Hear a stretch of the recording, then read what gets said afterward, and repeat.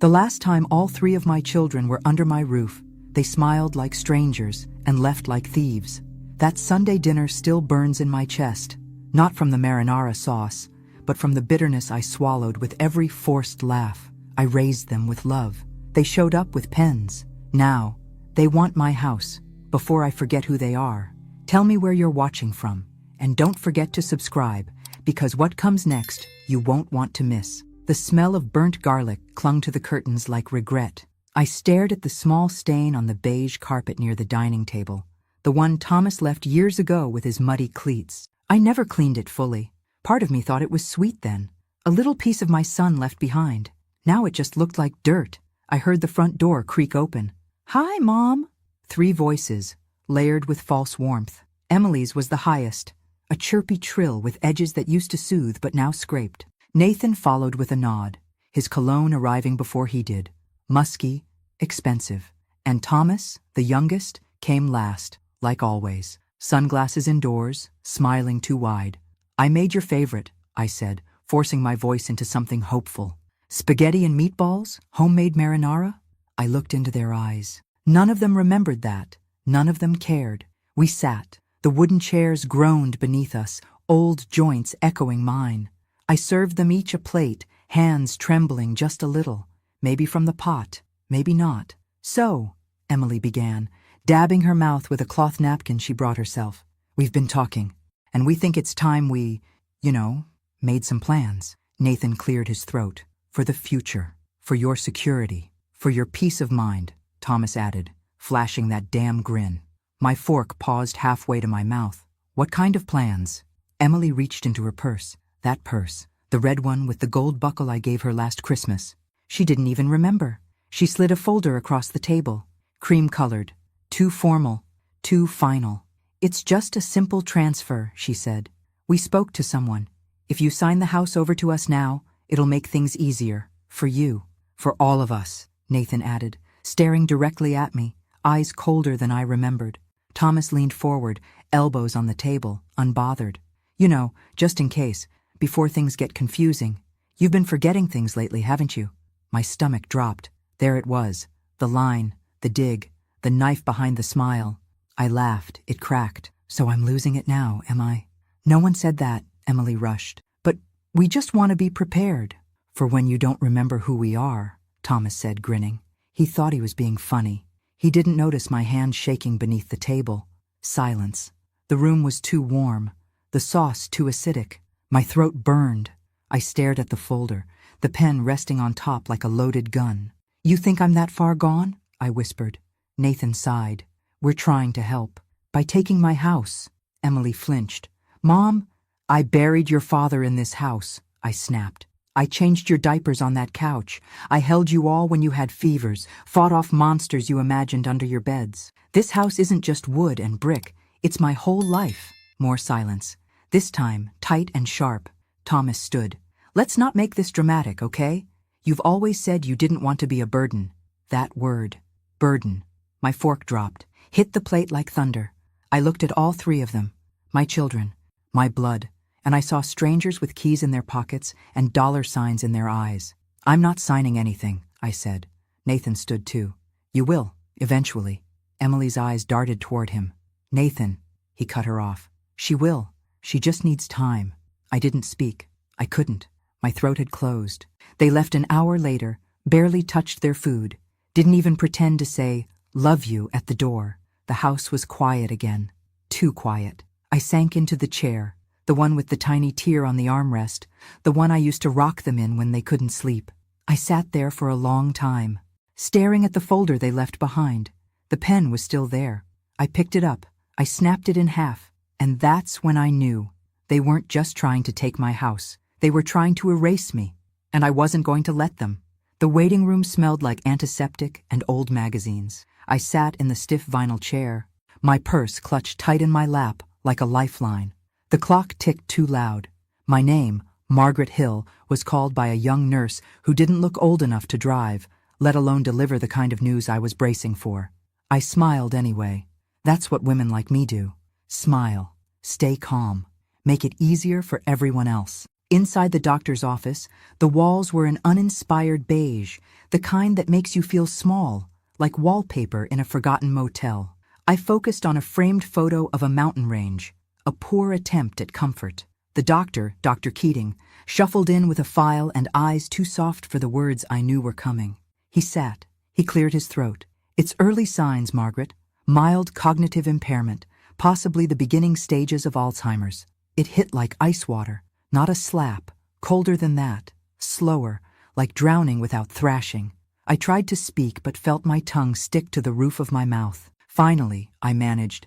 "I've just been misplacing words, names. That happens with age." "It does," he said gently, "but combined with the test results, it suggests a pattern." A pattern. That word, like I was becoming a statistic. I looked down at my hands, my wedding ring still there, even though Henry was not. My fingers had started to look like my mother's, thinner, lined. I wondered if she felt this way when she started forgetting my birthday. Is it definite? It's not definitive, not yet, but I'd recommend we begin monitoring. Maybe look into legal preparations while your cognition is still strong. Legal preparations. I felt like I was being quietly escorted out of my own life. He handed me a pamphlet. I didn't read the title, just tucked it into my purse like a shameful receipt. As I stood to leave, I noticed something through the sliver of the open door. A movement. I took a step closer, squinting. Thomas, my youngest, the one who used to cry when I left for work. He was outside the door, standing with his back against the wall, his face half hidden behind his phone. I froze. He wasn't supposed to be here. He didn't notice me. Or maybe he did and didn't care. He was scrolling, laughing at something, standing outside the room where I was just told my mind might be dissolving. I stepped out. "Thomas?" He startled, looked up, just a second too late to make it look natural. "Oh, hey," he said, stuffing the phone into his jacket. "I was just, wanted to check in, see how it went." "How did you know I was here?" He hesitated. "Emily mentioned it." I felt my chest tighten. That wasn't true. I hadn't told any of them. I didn't want to worry them. Or maybe I didn't want to give them ammunition. "I didn't think you'd be interested," I said. His face changed then, just for a flash, like he'd realized I wasn't quite as gone as he hoped. "I'm always interested, Mom," he said smoothly. "We just want what's best for you." That phrase again.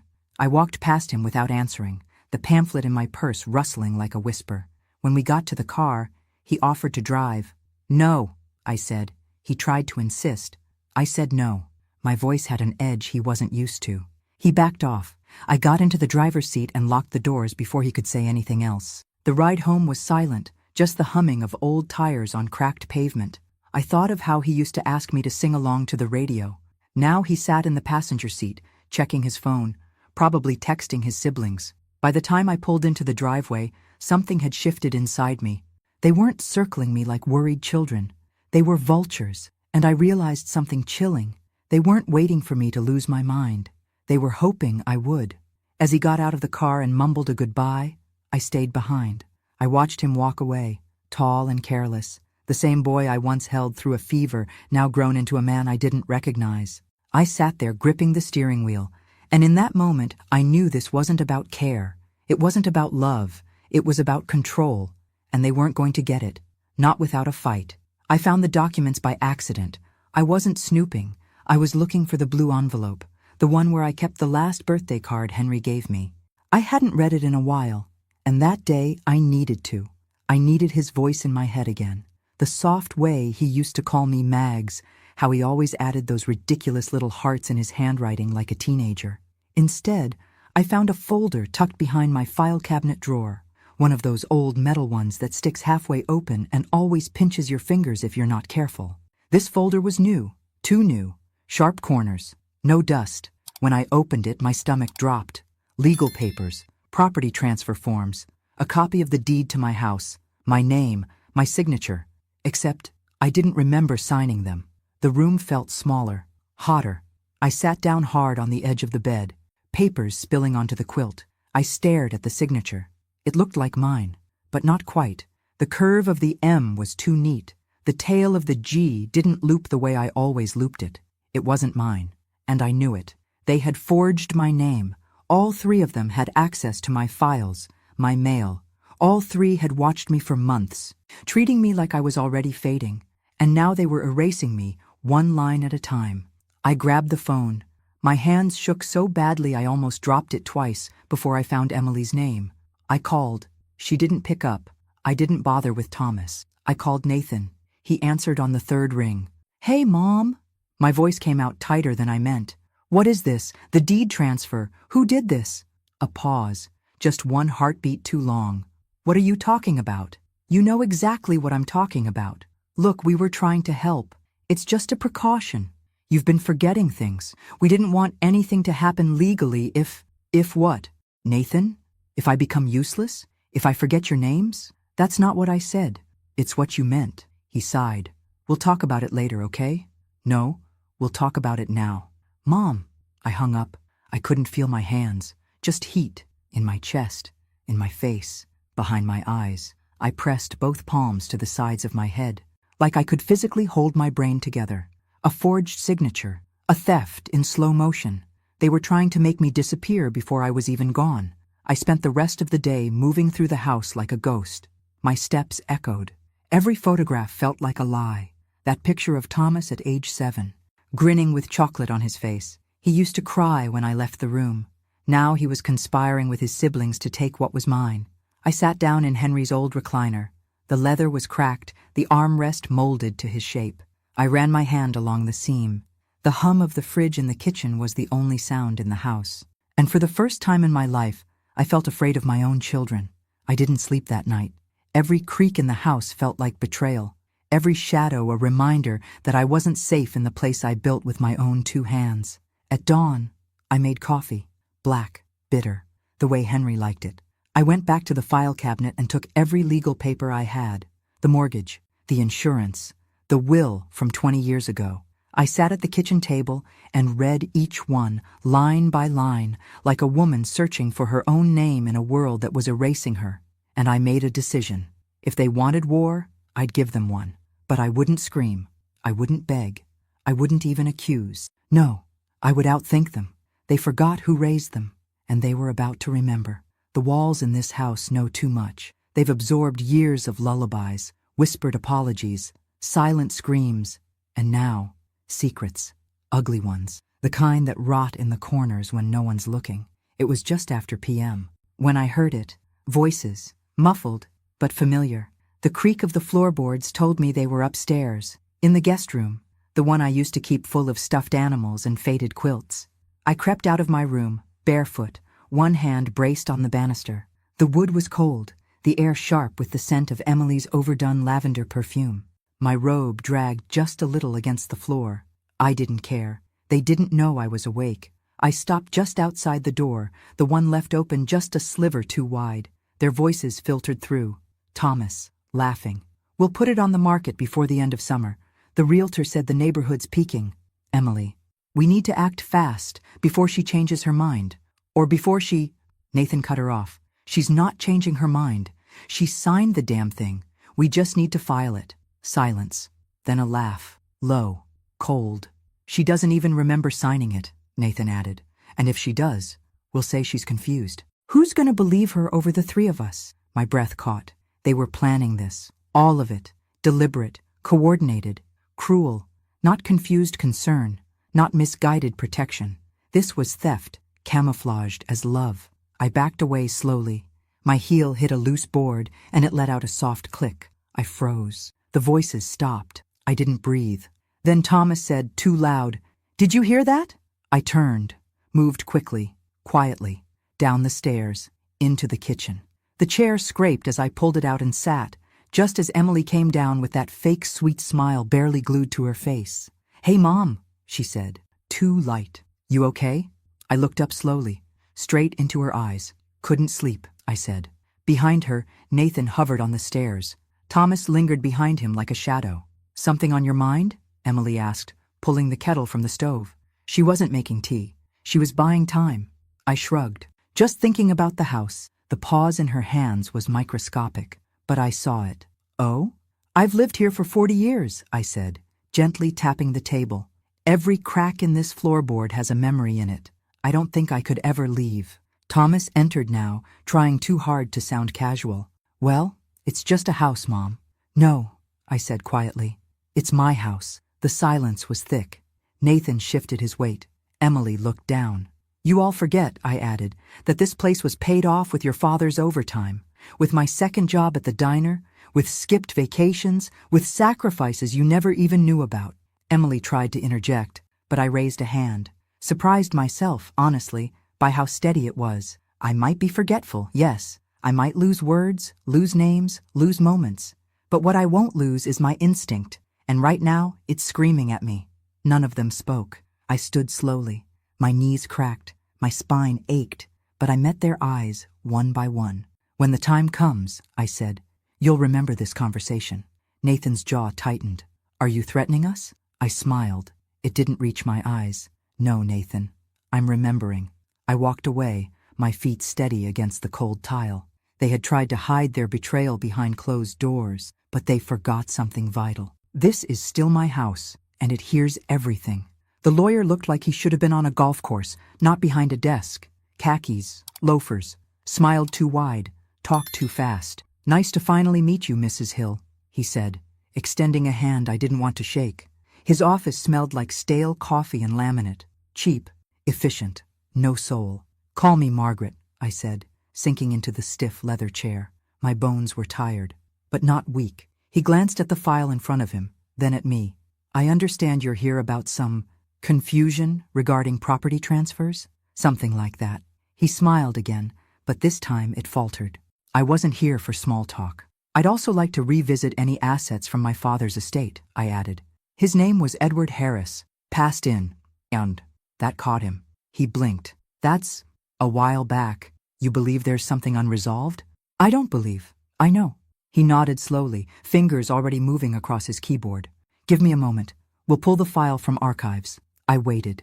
10 minutes, then 15. I stared at a picture frame on his desk. His family, I assumed. Wife, 2 daughters, a golden retriever. Everyone smiling. Everyone pretending things last forever. They don't. Ah, he said finally. Here we go. Looks like your father did leave behind a fund, set up through a private trust. It was designated to pass directly to his daughter, you, upon your mother's death. I sat up straighter. She passed in, I said. He nodded, lips pressed into a tight line. Yes, so the transfer should have occurred then. Should have? He hesitated, scrolled again, then frowned. Well, it shows here that the fund was claimed, in full, signed for, by me? He didn't answer right away, just flipped the screen slightly toward me. My name, my father's trust, my inheritance, and a signature.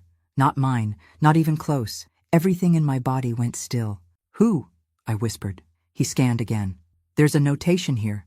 It was authorized by a Nathan Hill, my son. My son took my father's money 12 years ago. I stared at the screen. A single line of black ink, a fake name, a false moment. He didn't even tell me, didn't ask, didn't even pretend.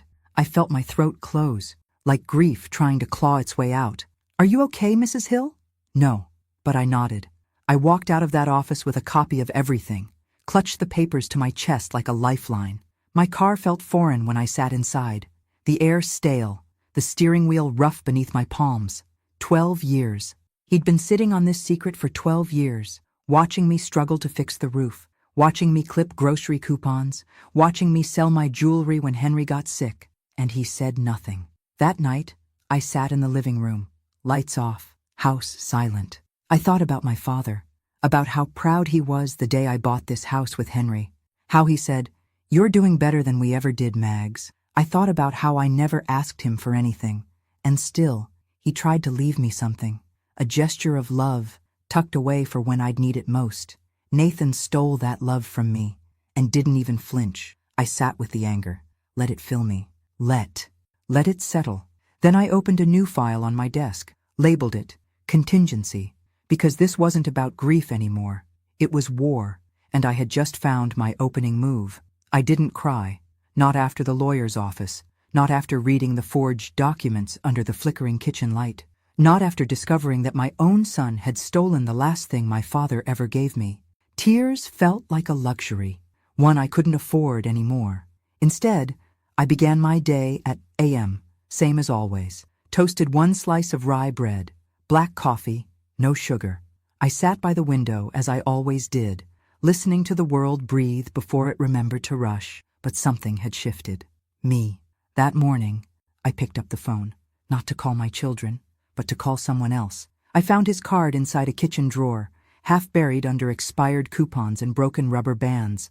Matthew Grayson, Esquios, elder law specialist. He'd visited the community center 2 years ago to talk about wills and trusts. I remembered because no one had taken him seriously. Too young, too thin, too many questions. But I remembered how he looked me in the eye when I asked something, how he didn't talk down, like I wasn't already fading. I dialed. Grayson Law Office, he answered himself. This is Margaret Hill. I need to talk. But it needs to stay quiet.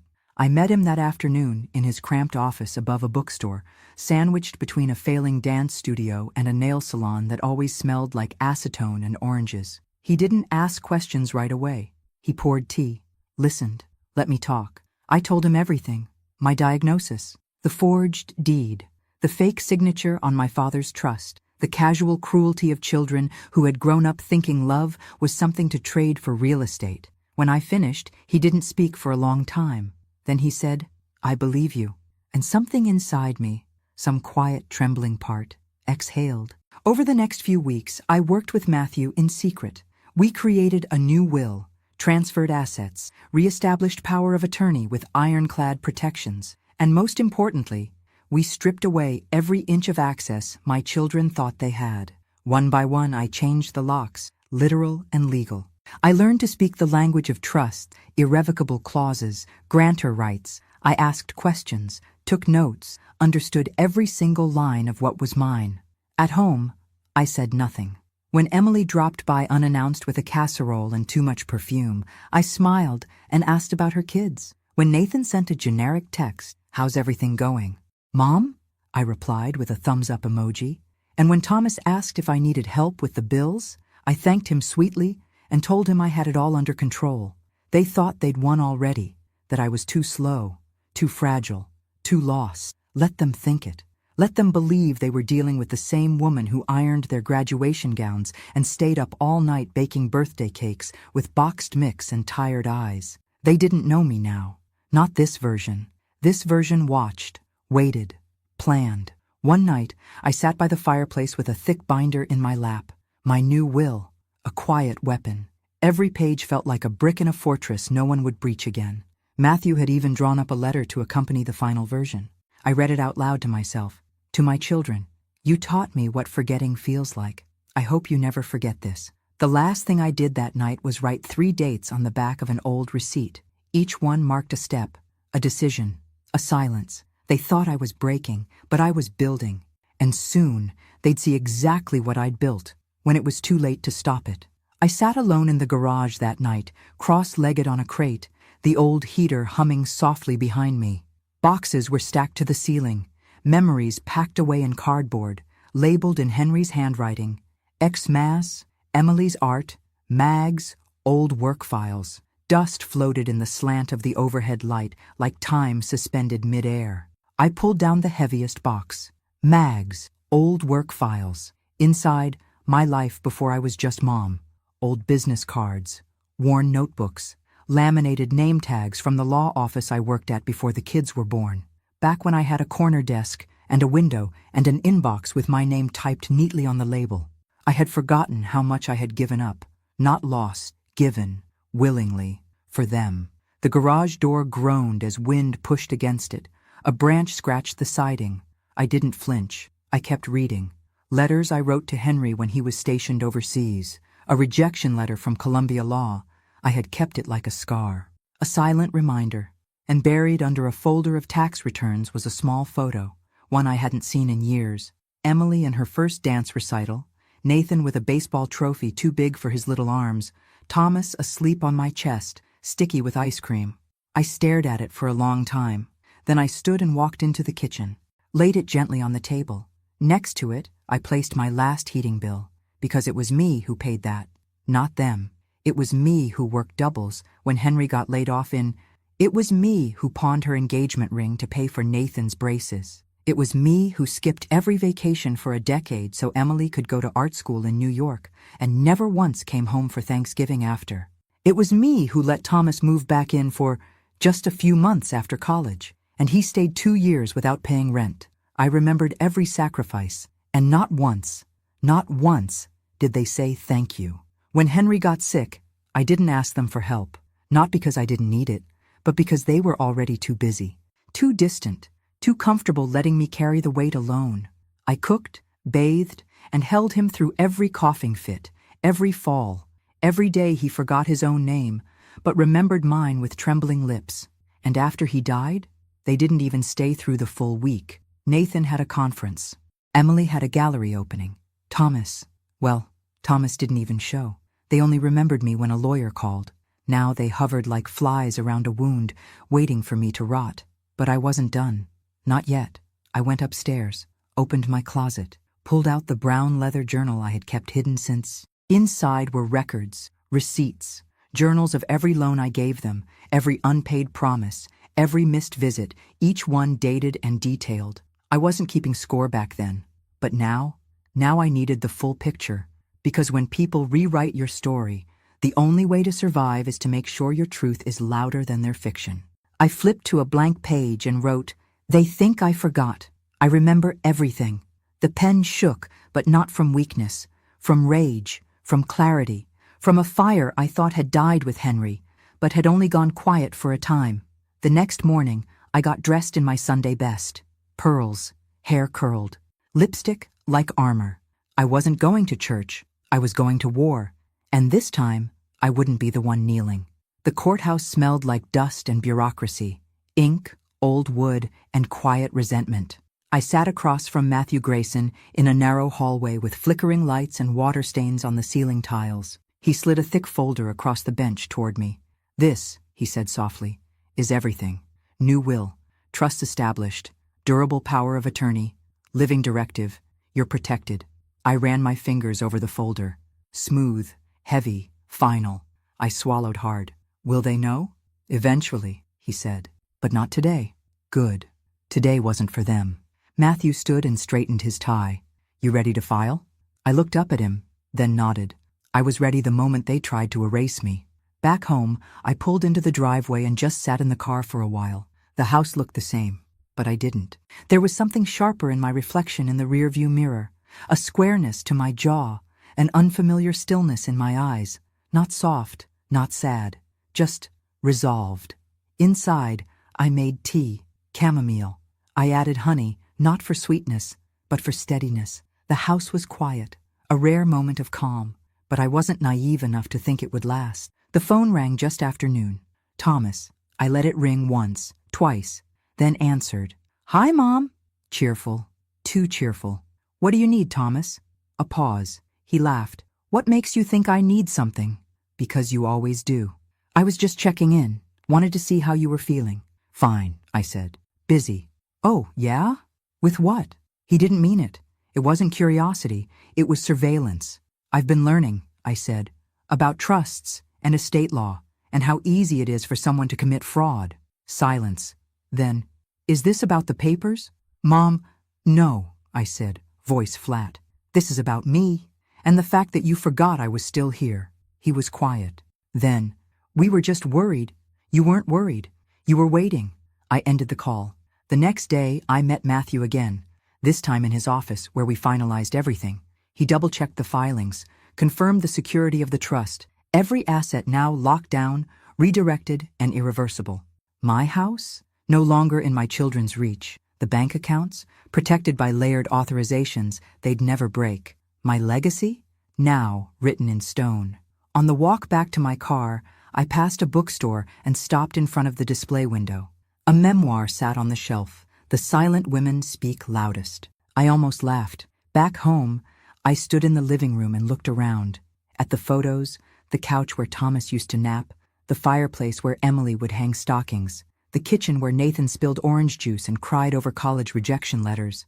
And then I looked at the folder in my hands. Not just paper and ink, but armor. They thought I was weak. They thought memory loss made me disposable. But I remembered something they didn't. I built this family. I held it together. And now I was setting it free. Not for them. For me. It started with cinnamon. The scent drifted through the house like memory. Warm, sweet, familiar. I hadn't made my apple cobbler in years, not since before Henry got sick, but tonight it was back on the menu. I set the table with my best dishes, the wedding china, white with tiny gold vines along the rim, the set we only used on holidays, and once on the night Henry told me he was dying. Tonight, I would use it for something else. Justice. I lit candles, folded napkins. I even played the old Frank Sinatra record they all used to roll their eyes at. I wanted it to feel nostalgic. I wanted them to believe, for just a moment, that I was slipping back into the woman they thought they could walk all over. They arrived right on time. Emily was first, heels clicking on the hardwood like accusations. Nathan came in behind her, his phone glued to his palm. Thomas brought a six-pack of craft beer like a frat boy at a potluck. "Wow," Emily said, taking in the table. "This looks amazing, Mom." I smiled. "Trying something special," I said. "Thought we could have a nice night, like old times." They relaxed, just a little. We ate, we laughed, or they did anyway. I watched, listened, waited. Halfway through dessert, I stood. "I almost forgot," I said, wiping my mouth with my napkin. "I have something for you all." Emily perked up. Nathan glanced up from his phone. Thomas tilted his head like a puppy. I walked to the sideboard, picked up the envelope, the one with gold trim and thick paper. "I made some updates," I said. "To the will, the house, everything." Emily's smile twitched. "What kind of updates?" Nathan asked, already tense. I took a deep breath. "I've decided to make some changes to how things are divided." Thomas scoffed. "Mom," I cut him off. "No, you listen." They froze, not because I was loud, but because I wasn't. "I know what you did," I said, placing the envelope on the table. "All of you." Their eyes darted to each other, a silent ping-pong of guilt. "I know about the forged documents, about the trust my father left me that Nathan cashed out behind my back. I know about the lawyer you visited, the conversations you thought I didn't hear, the plans you made for this house." Emily's mouth opened, then closed. Nathan's jaw clenched. Thomas stared at his plate. "I may forget names, dates, sometimes why I walk into a room, but I will never forget this." Silence. I slid the envelope across the table. Inside is the updated will. Everything has been placed into a trust, irrevocable, ironclad. My house is no longer yours to fight over. Thomas looked up. "What the hell, Mom? What the hell?" I repeated, voice low. "You forged my name, Thomas. You tried to steal from me." He stood. "You're paranoid." I stood too, calm. "Then sue me," Emily whispered. "Mom, you're being dramatic." "No," I said. "For the first time in decades, I'm being clear." I turned to Nathan. "And you stole money meant to protect me, money my father left for me, and you kept it through all the years I struggled, through Dad's illness, through every sacrifice I made. You never once came forward." His face was pale. "I was going to pay you back." "No, you weren't," I said, "and now you won't have the chance." I stepped back. "I'm not leaving you with this house, or my money. I'm not leaving you with anything but the truth." Their chairs scraped back as they stood. Voices rose. I didn't respond.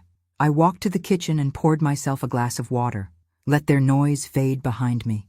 When I returned, they were already halfway out the door, too shocked to yell, too embarrassed to cry. I watched their backs disappear into the dark, and for the first time in my life, I didn't feel like a mother. I felt like a woman reclaiming her name. The letters went out the next morning. 3 envelopes, thick, white, and sealed with a weight far heavier than ink or paper. One for each of them.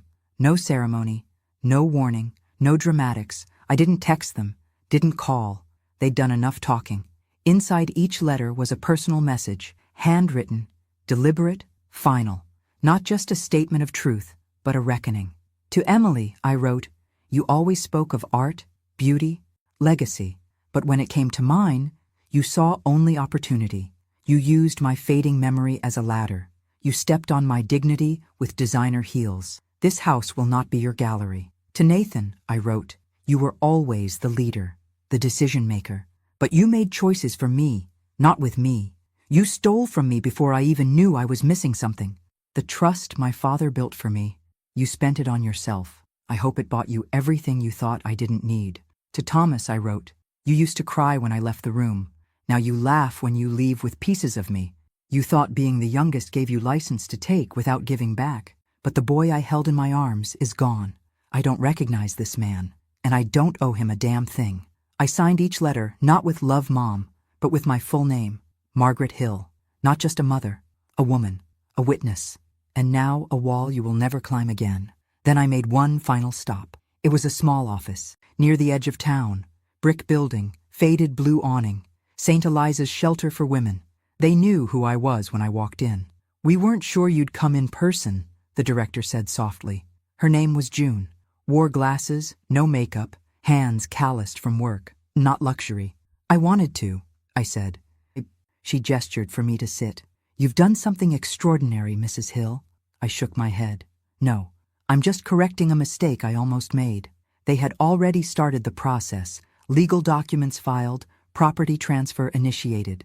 My house, my sanctuary, my battleground, my prison, was no longer just mine. It would become a safe haven for women like me, women discarded by the very people they'd once lived for. June's eyes watered as she read through the deed. "You're saving lives with this." I nodded, but my voice cracked when I said, "I just want someone to feel safe in it again." That night I packed a small suitcase, a few clothes, my journal, Henry's last letter, and I left. No fanfare, no goodbye. I moved into a small apartment on the other side of town. Nothing fancy, just quiet, mine, the kind of place where you could hear your own thoughts without being told they were fading. I got calls for days. Emily, Nathan, Thomas, voicemails layered with disbelief, then rage, then guilt dressed as outrage. I didn't respond. The silence was my inheritance to them. Let them sit with it. Let them scream into it. Let them remember it. Because from this point on, their mother didn't just walk away. She walked forward. I didn't expect it to go public. I never imagined my story, my pain, would be printed in black ink on cheap newspaper stock and passed around grocery store lines and waiting rooms. But there it was, front page of the Woodland County Chronicle. Local widow donates home after family tries to seize it. I may forget them, but they'll never forget this. My picture was small in the corner, taken from behind as I handed over the deed to June at the shelter. They hadn't asked for a quote, but they used my words anyway, the ones I wrote in those letters. By the time I'd made my morning tea, the calls started. Reporters, talk show hosts, advocacy groups, strangers. "Can we feature your story? Would you be willing to speak at our event? You're an inspiration." Inspiration. A funny word for someone who once sat in a dark kitchen wondering if she was vanishing. The article didn't name my children. Thank God for small mercies. But they knew. Everyone in town knew. And so did they. Emily texted, "You made us look like monsters." Nathan emailed, "You've ruined our reputations." Thomas? He posted a bitter comment on the Chronicle's website under a fake username. They thought I'd be ashamed, but I wasn't. I was seen, heard, believed. Women came up to me in the grocery store, in the pharmacy, in the parking lot of the bank. "Thank you," they'd whisper, "for showing us we're not crazy, for showing us we're not alone." One woman, maybe late 60s, touched my hand as we reached for the same can of soup. She looked me in the eye and said, "They called me forgetful too, but I remembered enough to lock my bank account before my son drained it." We smiled, and it was enough. The shelter sent updates weekly, photos, stories, progress. The front room, my old living room, was now a reading space. Warm lights, shelves of books, quiet. Women who had nowhere else to go now had a place with my name on the deed, a place built with the bones of my old life and reborn with purpose. I didn't give interviews, I didn't sit on talk shows, but I sent letters to advocacy groups, to lawmakers, to churches and libraries and elder care centers, telling them what happened to me and how often it happens in silence. I called it the quiet theft because that's what it was, a slow erasure, polite, legal, almost invisible, until I refused to vanish. They wanted me quiet, forgetful, grateful for scraps. Instead, I left them with headlines, unanswered calls, and a house full of ghosts they'd never inherit. I stood in the kitchen of my new apartment that night, smaller, yes, but full of light, and brewed another cup of tea. Outside, it rained softly, clean, gentle. I opened the window, let it in, because for the first time in a very long time, I felt clean, too. I stood in front of the mirror that morning and barely recognized the woman staring back. Not because she looked different, but because she looked whole. My silver hair was pulled into a loose twist. My blouse was crisp, my slacks freshly pressed. Not for a funeral, not for court, not for anyone's approval. Just for me. I walked the block and a half to the shelter. No reporters, no children.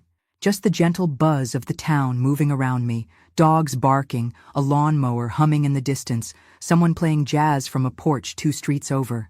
June met me at the door. She smiled, arms open. We finished the upstairs room. Come see. We climbed the stairs, the same ones where Henry used to carry Emily when she fell asleep in the car, where Thomas used to sit and tie his shoes so slow on the first day of school, where Nathan once slipped and cried like he'd lost a limb but forgot it all an hour later. This house was memory. And now, it was new. The room was painted warm yellow, with white curtains swaying in the breeze, a small bed, a writing desk, a soft chair in the corner. It smelled like lavender and wood polish. It's the quiet room, June said, for the ones who need a place to think, to breathe, to be alone, but not forgotten. I didn't answer. I just placed my hand on the windowsill and looked out, and for the first time, in what felt like 100 years, I didn't feel watched. I felt witnessed. Later that day, I got a letter in the mail. No return address, but I recognized the handwriting. Emily. I sat on the back porch of my apartment, opened it slowly, and read, "Mom, I didn't understand what I was doing. I thought I was helping. That's not an excuse. You were right. I was selfish. We all were. I'm sorry. Not for the house, not for the money, for forgetting you were a person before you were our mother, and for assuming you wouldn't fight back. You did, and I'll never forget that. No signature, just a line at the bottom. I hope you find peace in the home you made, with or without us." I folded it once, tucked it into the back of my journal. I didn't cry, not because I didn't feel, but because I'd already felt everything, and survived it. That night I lit a single candle, sat in the living room, no TV, no phone, just me and memory. Not the kind that slips away, the kind that stays. I remembered every sacrifice, every betrayal, every step I took to reclaim myself. And I knew this, even if my mind falters one day, even if my body forgets the names of streets, recipes, or people who once meant the world, I will never forget who I am. They tried to erase me, but I rewrote the ending, and now they will never forget that. Thanks for listening. Don't forget to subscribe and feel free to share your story in the comments. Your voice matters.